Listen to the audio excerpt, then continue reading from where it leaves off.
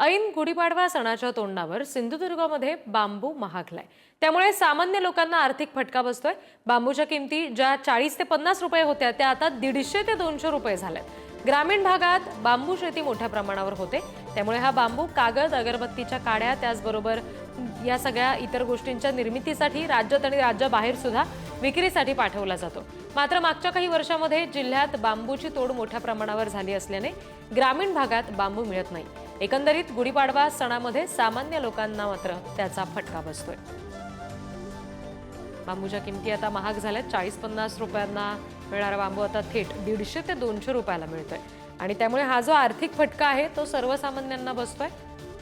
ऐन गुढीपाडव्याच्या तोंडावर बांबू महाग झालेला आहे। अगरबत्तीच्या काड्या बनवण्यासाठी जास्त उपयोग होतो तिथे।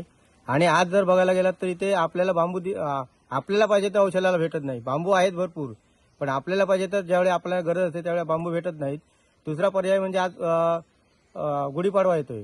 गुढी उभारण्यासाठी आपण बांबू घेतो, त्या बांबूची किंमत कमीत कमी 150 ते 200 रुपये आज द्यावी लागते। कारण आज इथे बांबू जरी बऱ्या प्रमाणात उत्पन्न असला तरी ते बांबू बाहेर राज्यात जात असल्यामुळे इथे आम्हाला तो भेटत नाही आणि जास्त किंमत मोजून घ्यावं लागतं इथे।